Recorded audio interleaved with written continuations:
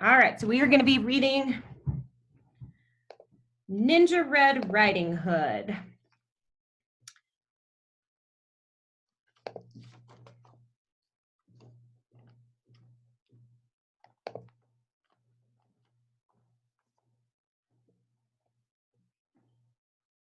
Ninja Red Riding Hood by Corey Rosen Schwartz.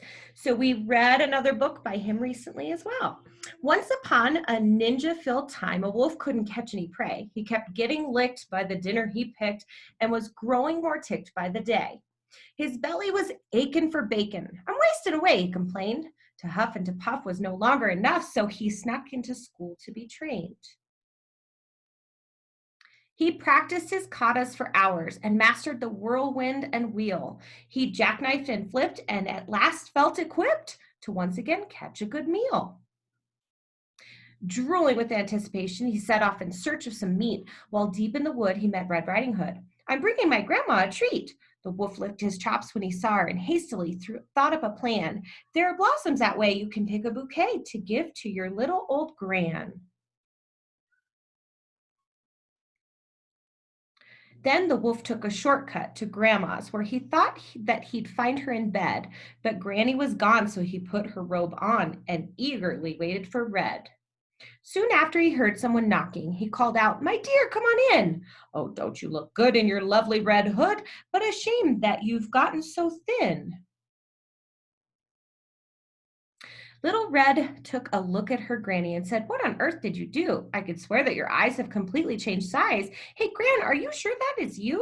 Of course it is me, my sweet darling. The better to see you, my dear. And your ears are so long, something really seems wrong. Oh, my girl, all the better to hear you.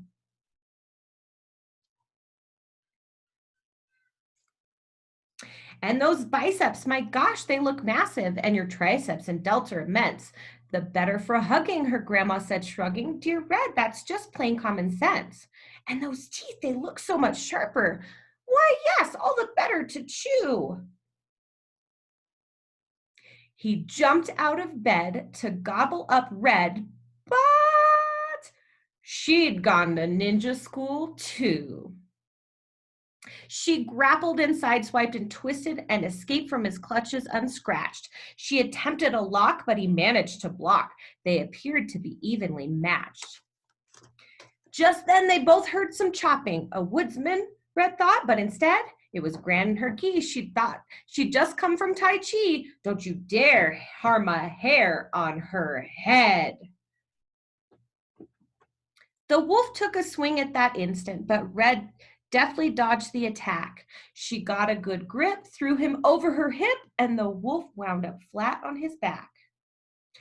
I'll skedaddle, the wolf said in anguish as he struggled back up on his feet. Just a second, you beast. You will not be released till you promise to give up red meat. Though his tummy still rumbled with hunger, the wolf faced his rival and vowed, Ninja Red, you have won. My meat days are done. Oh, Red Chan, said Gran, I'm so proud. Then Red and the wolf bowed politely, and Gran gave him half her peach pie. The wolf was a mess. He'd had way too much stress. I guess I'll give yoga a try.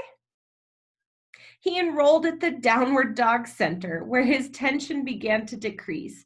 He studied with yogis, said no meat to hoagies, and felt at last truly at peace. He does look very peaceful. What do you think? All right. So that